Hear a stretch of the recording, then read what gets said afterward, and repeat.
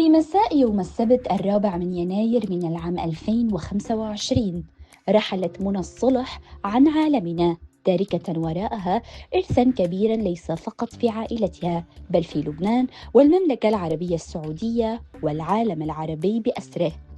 ابنة أول رئيس وزراء لبناني رياض الصلح، نشأت منى في بيئة سياسية ووطنية حيث تأثرت بتاريخ عائلتها المليء بالعطاء والتأثير.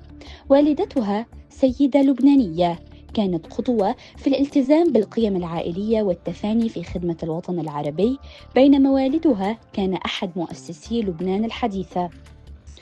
في عام 1994 خطت الأميرة منى الصلح خطوة كبيرة في حياتها حين تزوجت من الأمير طلال بن عبد العزيز آل سعود في زواج استثنائي جمع بين لبنان والمملكة العربية السعودية، وكان له طابع خاص في تقوية الروابط بين البلدين.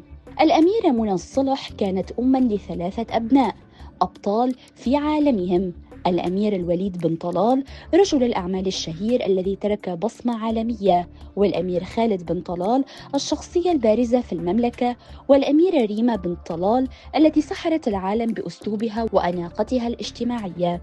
الأميرة منى الصلح كانت نموذجاً للمرأة العربية التي مزجت بين الأصالة اللبنانية والتأثير المجتمعي العربي، رمزاً للإرث الوطني والقومي الذي ينتقل عبر الأجيال.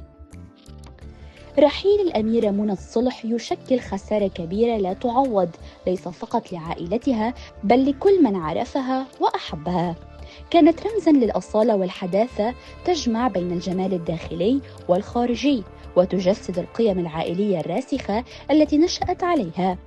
كانت مثال للمرأة التي تمسك بجذورها وتلتزم بمسؤولياتها الاجتماعية والثقافية، وتظل في ذات الوقت رائدة في التأثير الإيجابي على المجتمع الذي عاشت فيه. ستظل الأميرة منى الصلح حية في ذاكرة كل من تعامل معها وفي قلوب من تأثروا بعطائها وجهودها، سواء في المجال الاجتماعي أو الثقافي أو حتى في تطوير العلاقات بين لبنان والسعودية.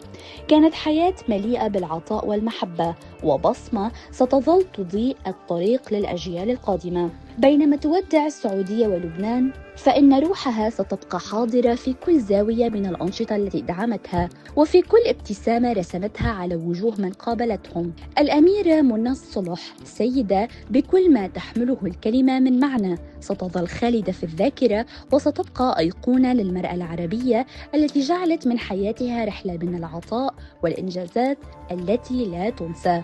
وداعاً يا ابنة لبنان.